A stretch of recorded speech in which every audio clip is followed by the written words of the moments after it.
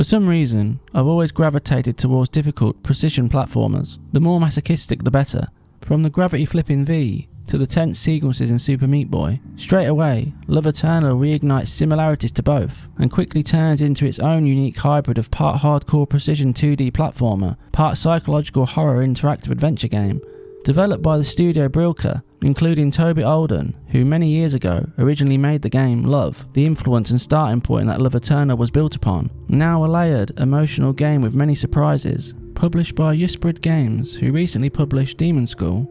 In Love Eternal, you play as Maya, a young, lonely schoolgirl who is kidnapped by a forsaken deity. She's trapped in a beautiful, yet haunting castle, full of dangerous caverns and ruins. Either she succumbs to the whims of her captor, or overcomes deadly traps and escapes the castle's mind-bending realities. Tonally, it feels like it pulls at the edges of something like mouthwashing, the fears in Little Nightmares, and the real childhood fear of abandonment. It uses a grotesque collection of unsettling imagery to warp the ordinary into incomprehensible visions that juxtapose Maya's situation. Right from the off, Maya returns from a phone call to find her family have disappeared. She doesn't understand why or where they've gone. She's alone and afraid, but she continues on by searching outside of her house. But your house is no longer there. It's a pile of ash on burnt ruins. Now you don't know where your family is, or where you are. Panic takes over. A reverb-heavy score echoes and mimics your isolation, washing over you. You're alone. Without spoiling the twists and turns of the tail end of Love Eternal, these thematic beats of loneliness, depression, grief and identity continue to develop into school and friendship experiences. Everything is compounded by impactful writing and an effective use of minimal voice work. The narrative is intentional and poignant to drive home its messages, but still open for interpretation. On a base level, the key component of Love Eternal is precision platforming, and if that failed, the whole game would crumble. Fortunately, it's responsive and pixel perfect. It avoids the pitfall of feeling floaty, and makes for a fair experience that relies on developing player skill. This isn't ideal for accessibility, but it does represent the themes of the game. Maya has the ability to run and jump, and like in V, she can invert gravity to land on platforms above you, and vice versa.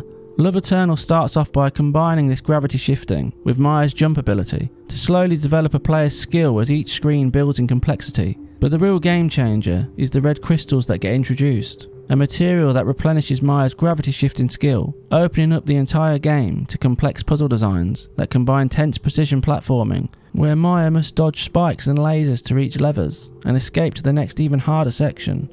But fear not, Love Eternal does feature a generous checkpoint system in the form of white glowing cylinders. These are placed at the beginning and end of scenes. Obviously, there are a few scenes that purposely limit checkpoints to add to the challenge of the later game, but I never found them unfair. I rarely found myself stuck for more than a few minutes, but on the odd occasion that I did, I could simply turn it off and then return to that exact point. Surprisingly, the pinpoint platforming isn't all Love Eternal has to offer. It contains an adventure game portion that continues the psychological horror, but no cheap tricks or jump scares are needed. Simply intricate pixel art, animations, and solid narrative design. As Maya, you can select dialogue choices, look around rooms, use items. Everything has meaning or symbolism like Maya's manga. Just like the music, everything builds atmosphere to bring forth your own familiar emotions and emphasise with Maya's anxieties. It's extraordinarily immersive. Let me be clear, Love Eternal is predominantly a psychological horror. However, it does have moments of levity. When the first voiceover happened, it surprised me.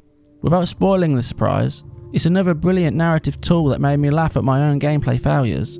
Also, the strength of the sound design resonates thematically. As Maya jumps around the large environments, the beautifully eerie score drills in the fact that Maya is alone.